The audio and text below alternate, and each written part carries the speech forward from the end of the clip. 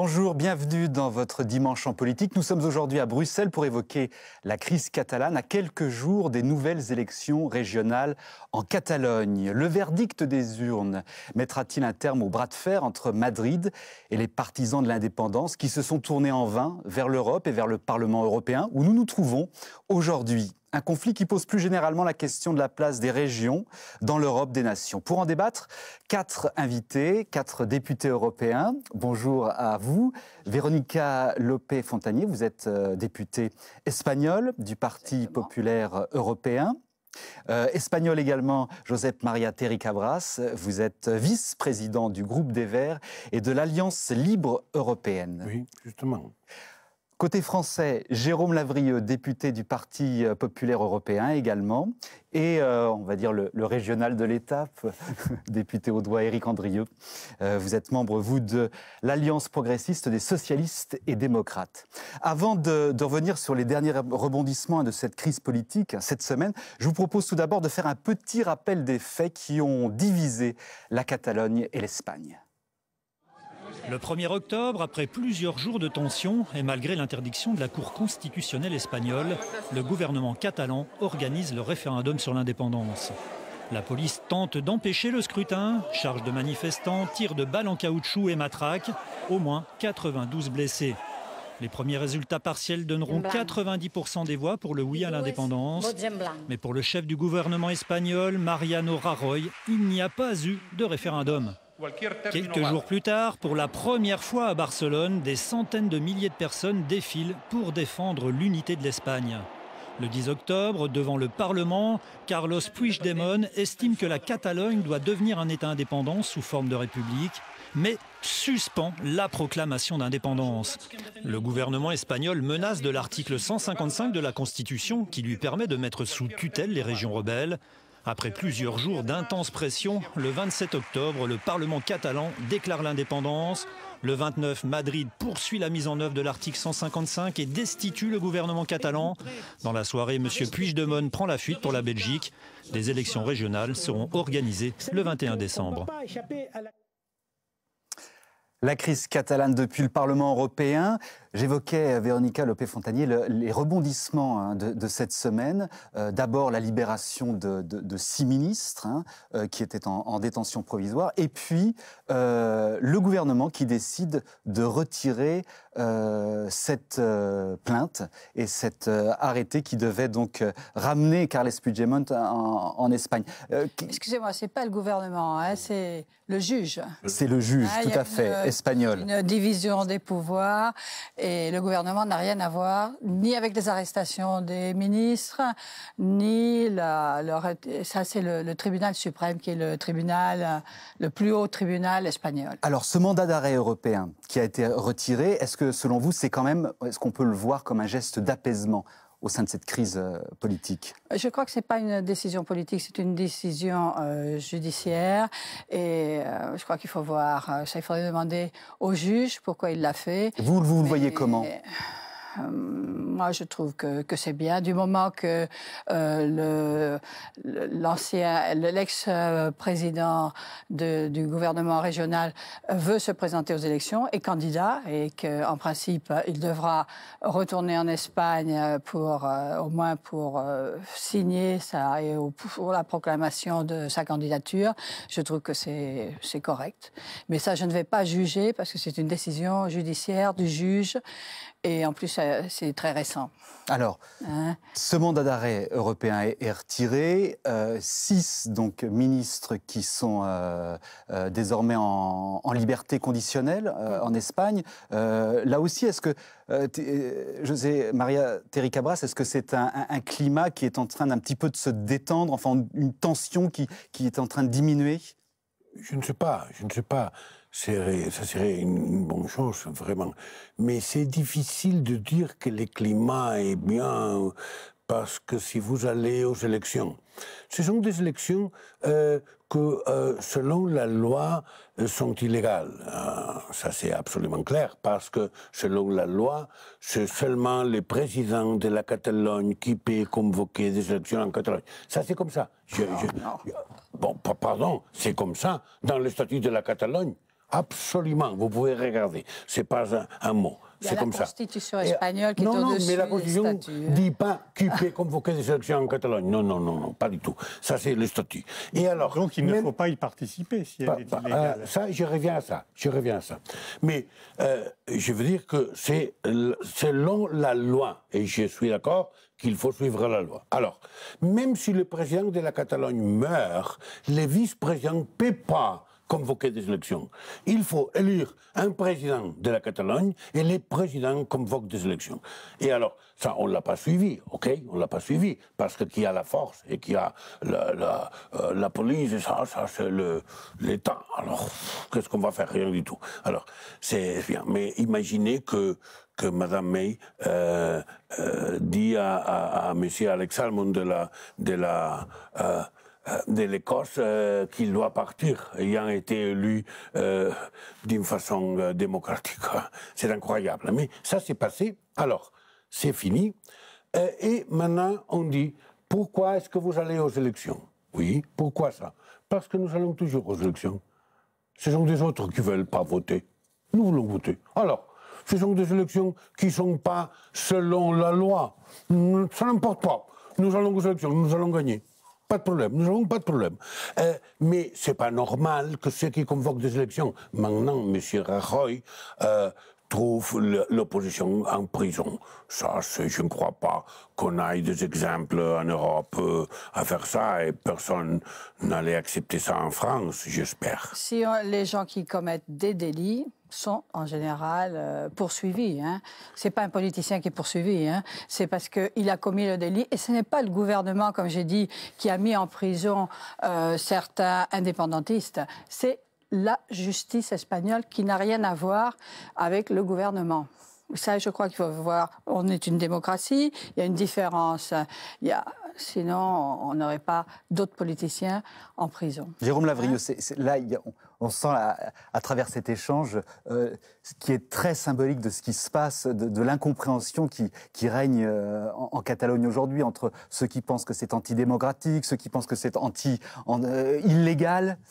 Moi, je pense fondamentalement que ce qui était antidémocratique, c'est quand une institution qui a été élue sous des règles constitutionnelles décide de s'extraire de ces règles et de dire j'ai été élu grâce à ces règles, mais une fois élu, ça ne me concerne plus et je décide moi-même de faire un référendum qui doit s'imposer à tout le monde. Ça, c'est antidémocratique. Qu'on revendique telle ou telle partie du territoire revendique pour son autonomie, son indépendance. Ça existe en France. Ça existe en Corse. Ça existe en Nouvelle-Calédonie. Nous allons avoir un référendum régional en Nouvelle-Calédonie, mais qui a été prévu par des accords par tout le monde et par tous les Français lors d'un référendum. Il y a plus de 20 ans. Et on met 20 ans pour le mettre en œuvre, ce référendum. Mais ça a été décidé par l'ensemble des Français, parce que c'est une partie intégrante du territoire français. Donc ça me semble démocratique de respecter ce processus. Mais vous imaginez qu'en France, moi je ne suis pas élu du Sud, ma circonscription c'est le Nord-Ouest, les Hauts-de-France et la Normandie, que les Hauts-de-France, qui après tout dans leur histoire, pour une partie, a été en dehors du Royaume de France ou de la République pendant longtemps, enfin du Royaume de France, a toujours été dans la République, disent mais nous on n'est plus d'accord de la manière dont ça se passe. L'État nous coûte trop cher, nous ramène pas assez d'argent, on ne reconnaît pas le ch'ti, etc. On décide, nous, région, Xavier Bertrand décide du jour au lendemain, mais je ne suis pas d'accord, je proclame l'indépendance et je vais organiser moi-même un référendum. Mais on aboutirait au même résultat. Il serait démis de ses fonctions, ce serait moins démocratique qu'en Espagne, ce ne serait pas un juge, ce serait une décision en Conseil des ministres qui prononcerait la dissolution du conseil régional et qui démettrait le président de la région de ses fonctions. Donc, quand on dit que l'Espagne n'est pas démocratique, leur fonctionnement serait beaucoup plus démocratique de la manière dont ça se passerait en France. Alors, dès lors qu'on rentre dans les règles du jeu, on doit les respecter. Sinon, il ne fallait pas y aller et mener un combat pour essayer de persuader l'ensemble de la population de le faire. Une population qui est très divisée sur cette question. Et d'ailleurs, on ne connaît pas le résultat de ces élections. Il risque d'être très serré. Est-ce que ça ne va pas, Éric Andrieux, avoir en tout cas le mérite pour chacun des partis de se compter, finalement? On ne peut que l'espérer, dans tous les cas, que ça apaise. Mais pour revenir sur les propos de Jérôme Lavrieux, je ne suis pas tout à fait contre, mais je ne suis pas tout à fait pour non plus. Parce que le référendum arrive je dirais, au bout d'un processus, dans ce cas-là. C'est-à-dire qu'il y a un vrai problème qui s'est posé, d'une absence, dans tous les cas, de communication, de compréhension pour le moins, et de dialogue sur les objectifs qui n'étaient pas partagés. Lorsqu'on pose les règles d'un référendum, regardant l'objectif commun, ben, il est légitime, quoi. Là, le problème que l'on a rencontré, d'ailleurs, on le voit bien dans la façon dont ça a été géré, c'est qu'il y a eu rupture de dialogue avant d'arriver au référendum. Et ça ne s'est pas géré dans les derniers mois. Effectivement, là, pour le coup, le référendum, après, on rentre dans la procédure judiciaire. Et après, on rentre dans un cycle de conflits sur lequel on en oublie même le sens même des enjeux initiaux. Or, les enjeux initiaux, dans une discussion qui s'est posée entre deux responsables, finalement, donc le président Rajoy et le président Puigdemont, on a vu qu'il n'y avait plus de dialogue possible. Et plus d'écoute possible, donc. Hein. Et moi, j'étais très surpris par la violence de la réaction. Il y a une constitution, ça a été dit. Effectivement, je crois qu'il faut respecter les constitutions. Pour autant, il faut voir comment on en arrive à ces extrêmes-là. Et là, la question de fond posée par la Catalogne, dans un moment important d'une démarche politique, n'a pas été appréhendée. Et que dès lors qu'on arrive à des moments de violence comme ce qu'on a pu voir, donc observer, on se dit bien qu'il y a eu des étapes qui ont été sautées ou manquées dans tous les cas. Je crois que ça montre bien qu'en démocratie, il y a un écoute, et en démocratie, dès lors qu'il n'y a plus d'écoute, donc il n'y a plus de solution commune. Et qu'aujourd'hui, effectivement, la question qui nous est posée, et peut-être qu'à travers le suffrage, nous y parviendrons, c'est qu'enfin, on puisse poser des orientations et que l'écoute revienne. Et que la raison regagne finalement à la fois les Catalans et à la fois les Espagnols. Et au-delà, je dirais, l'ensemble des décideurs européens. Parce que l'enjeu, il n'est pas, pour ma part, que catalan ou qu'espagnol. On va y venir. On va y venir, Éric Andrieux. Mais avant, je voudrais vous proposer un petit mode d'emploi, on va dire, de ces élections en Catalogne qui vont donc se dérouler le 21 décembre prochain.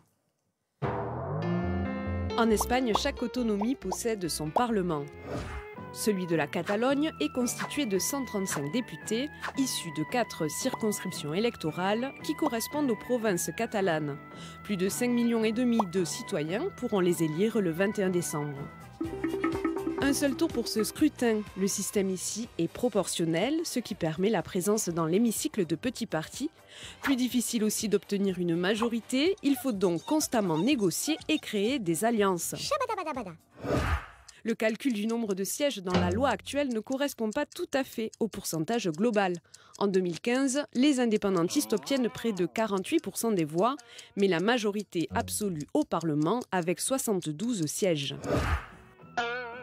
Voici les forces en présence pour cette élection. À gauche, nous avons les radicaux de la CUP, Esquerra Republicana, sociodémocrate comme le PSC, et Catalunya en Comú, qui inclut Podemos, la gauche alternative. À droite, les conservateurs du PP, les libéraux Ciutadans et les démocrates chrétiens de PDeCAT. Mais comme vous le savez déjà, en Catalogne, depuis quelques années, le clivage se fait entre nationalisme espagnol ou catalan. Dans le bloc unioniste, nous retrouvons les partis également présents dans le reste de l'Espagne, PP, PS et Ciutadans. Catalunya en Comú se veut équidistant, mais est opposé à l'indépendance.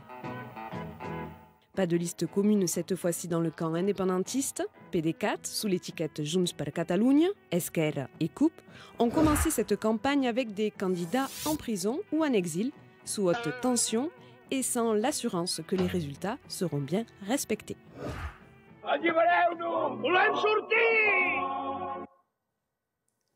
La crise catalane vue depuis le Parlement européen, avec une petite animation qui a essayé de vous simplifier des élections qui s'annoncent assez compliquées, et notamment du côté des indépendantistes qui ne sont pas d'accord visiblement entre l'un qui est en prison, l'autre qui est en exil, mais qui ne vont pas faire liste commune. Ça ne va pas faciliter les choses. Non, si vous me permettez de dire encore une chose sur la question précédente, parce que je suis absolument d'accord avec mon collègue qui parlait apparemment contre moi, mais il n'a donné pas toute l'information. C'est vrai que les élections catalanes ont été démocratiques, mais pour aller à quoi? On le disait dans les programmes.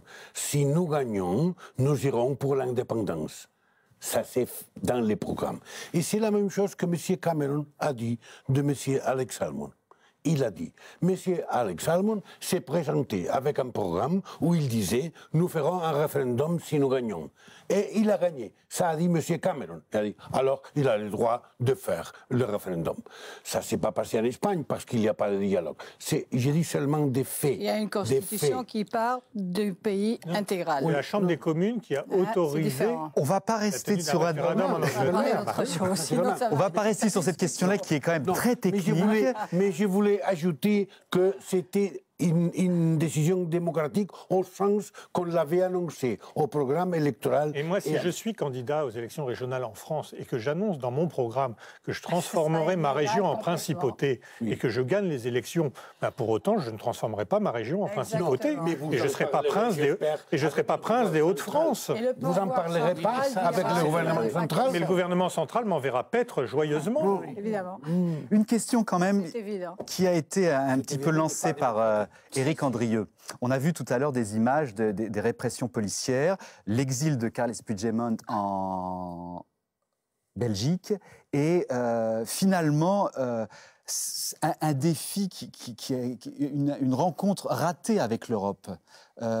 Il cherchait le soutien, en tout cas la médiation de l'Europe, il ne l'a pas obtenu. Est-ce que c'était la position à avoir pour l'Europe ou est-ce qu'il fallait en faire un peu plus ? Moi, je crois que c'était le correct. De toute façon, je voudrais faire aussi une rectification. Il y a eu 2 blessés dans les... Pas 90, comme on a dit dans le reportage. À la fin, c'était 2 blessés. Mais l'Europe est composée de pays. D'Espagne, de la France, d'Angleterre, hélas, pour peu de temps. Et je crois que ça a été la posture correcte qu'on a dit. C'est un problème interne espagnol. Débrouillez-vous et mettez-vous d'accord. Et je crois que c'est ce qu'il faut faire, se mettre d'accord, même si c'est un peu difficile. Moi, franchement, je comprends. J'ai une certaine incompréhension de la situation en ce moment en Espagne.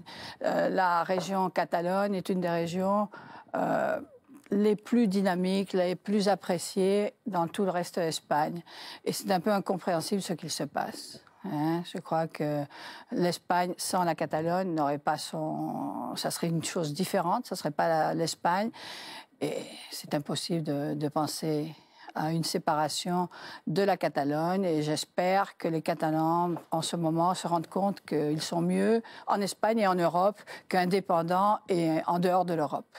Éric Andrieux, l'Europe est restée de marbre, justement, face à cette crise politique, alors interne à l'Espagne, mais sur laquelle les Européens n'ont absolument rien voulu dire, finalement. Oui, moi, je pense que l'Europe et l'Union européenne a tort de ne pas se préoccuper de la question Catalogne et espagnole. Parce qu'au-delà d'un problème constitutionnel, j'entends, vous avez raison, au-delà d'un problème local, la question est, de mon point de vue, d'une autre nature. C'est-à-dire que l'Union européenne, aujourd'hui, est devant un échec, je vais dire ça comme ça, de l'intergouvernementalité. J'entends bien, c'est une Europe d'État, donc, et au regard de la situation du monde, le monde a évolué ces 30 dernières années. Je crois que la question préalable, donc, de la place de l'Union européenne à l'échelle intercontinentale devrait guider nos débats au sein de l'ensemble de nos instances, quoi. Et qu'ensuite, la question de construire le projet européen devrait aussi animer nos débats. Et qu'aujourd'hui, l'échec dans lequel nous sommes devrait nous interroger. Et qu'au-delà du problème de l'indépendance de la Catalogne, donc, ou de la question corse, qu'on a vu dimanche dans les élections, qui sont d'une autre nature, donc, je pense que l'Union devrait s'interroger, du coup, sur l'aspect symptomatique de ce qui se passe en Catalogne. Moi, je ne suis pas sûr qu'au moment où les Chinois sont en train de prendre leur place en Ukraine, en Afrique, donc au Brésil, etc., on continue à gagner en ayant des débats micro-locaux. Jérôme Lavrieux, est-ce que... Je pense que la question de l'Europe des régions ne peut pas nous interroger. Oui, cette semaine, il y a eu une manifestation des indépendantistes. L'Europe des régions, oui. Mais si on parle d'Europe des régions, ça veut dire que la Catalogne doit rester une région.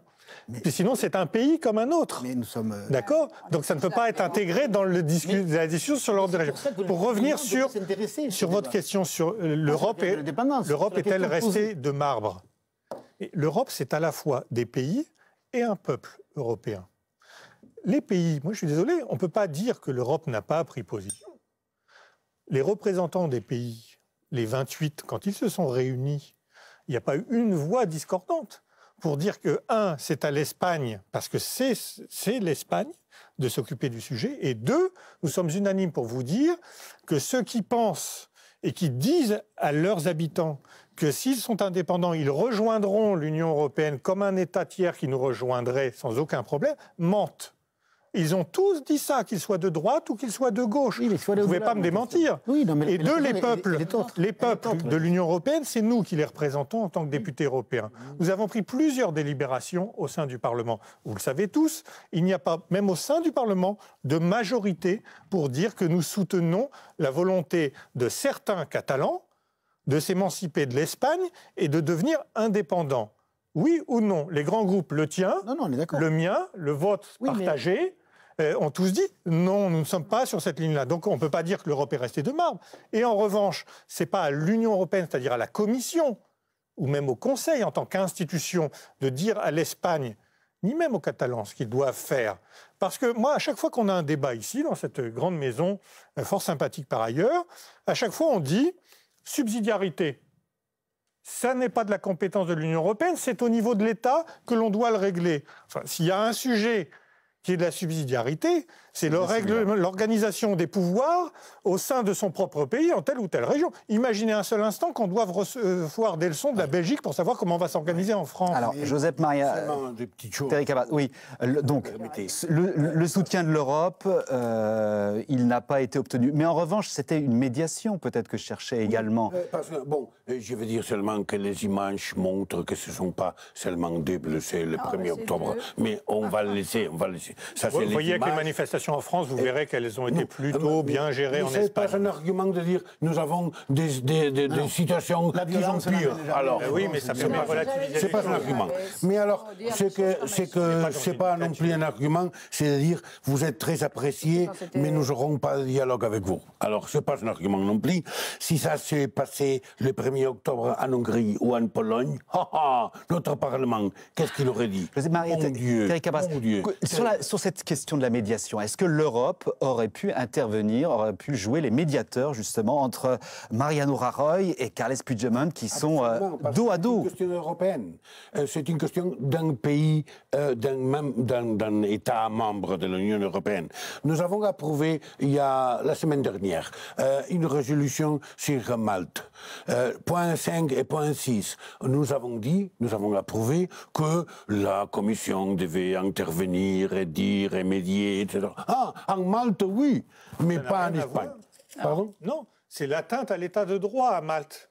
Ça n'a strictement rien à voir. Non. Vous ne pouvez pas mélanger tout et n'importe quoi, sinon vous faites perdre de la valeur à vos arguments. Non, pardon, je mélange absolument rien. Malte, ça n'a rien à voir. Il n'y a pas la moitié de Malte qui veut prendre l'indépendance de la seconde moitié de Malte. On ne parle pas de la même chose. On parle d'un journaliste qui a été lâchement assassiné.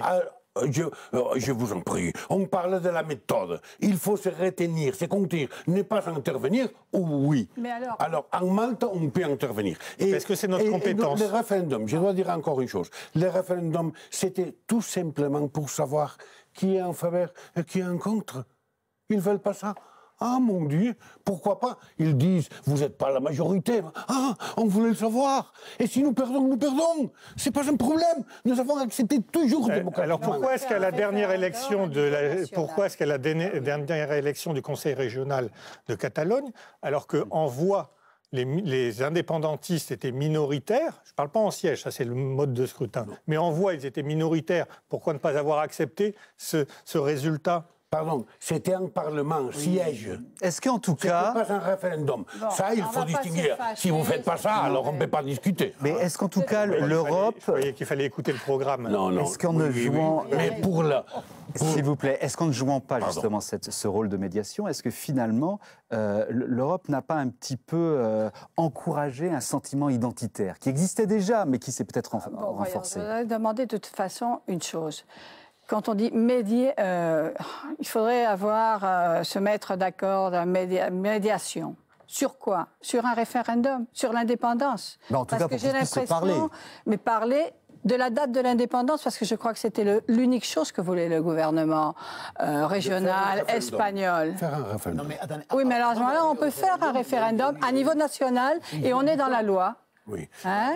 Tous les Espagnols peuvent décider si la Catalogne peut demander l'indépendance ou pas. La Grande-Bretagne fait le référendum. Il y a une différence, de toute façon. La Catalogne n'a jamais été indépendante. Oh! Non, jamais.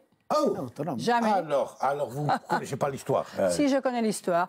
Elle a appartenu à la couronne d'Aragon. Non, elle n'a pas appartenu. Elle était la couronne d'Aragon et la Catalogne. Alors là, on ne va pas parler de l'histoire parce que je vois que... Est-ce que ces élections vont permettre de clore ce débat?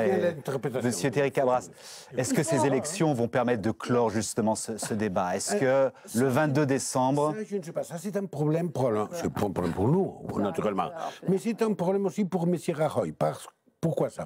Parce que l'Union européenne, c'est vrai, a dit non, nous ne voulons rien savoir. Monsieur Rajoy, vous devez résoudre les problèmes. Imaginez que le résultat des élections est pareil au dernier résultat. Alors, il n'aura pas résolu. Ce ne sera pas un référendum, puisque c'est une élection régionale, ce que vous venez de me dire tout à l'heure. Une élection régionale. Oui, donc ce ne sera pas un référendum. Non, ne changez pas mon argument. Ça sera une élection régionale. Et si vous voulez, locale, pour mettre les paroles très terribles. C'est terrible.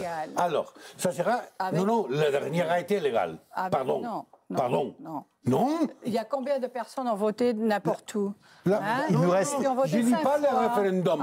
J'ai dit les élections régionales. Je crois qu'ils étaient légales. Alors, si on arrive au même résultat au Parlement, pas au référendum, au Parlement, alors on dira probablement en Europe et comment on résout le problème. Éric Andrieu, en quelques secondes, il nous reste... C'est régional qui doit gérer la région. Non, moi je pense vraiment, je reviens sur le débat européen, je pense que l'Union ne peut pas se désintéresser des territoires. Et on a aujourd'hui le débat en Catalogne, on a le Brexit, donc on a une élection en Corse dimanche, je pense que c'est autant d'éléments et de feux clignotants, on a la Pologne, donc on a la Hongrie, autant d'éléments qui ne peuvent pas ne pas nous interroger. Et que quand on en arrive à des extrêmes comme ceux que l'on voit donc au niveau espagnol et catalan, ça doit nous interroger sur le processus amont. Et qu'on doit intervenir au fil du temps. Et que si l'Union doit jouer son rôle demain, elle doit se préoccuper de sa place dans le monde, je le redis, et de la place des territoires dans l'Union européenne. Et nous gagnerons et nous éviterons ce type d'imbroglio, finalement, judiciaire aujourd'hui. Mais je pense qu'avant d'en arriver là, et arriver à ces violences que nous avons observées, on a notre métier à faire de parlementaire. Et chaque niveau de l'Union européenne doit jouer son rôle dans la construction commune. L'Union, il y a une devise qui est riche, c'est celle de la richesse dans sa diversité. Et on en terminera là. Respectons cette diversité-là au sein de l'Union européenne. Merci à tous les quatre d'avoir accepté notre invitation. Merci au Parlement européen de nous avoir accueillis et à ses équipes techniques. Je vous souhaite une excellente semaine et un très bon dimanche.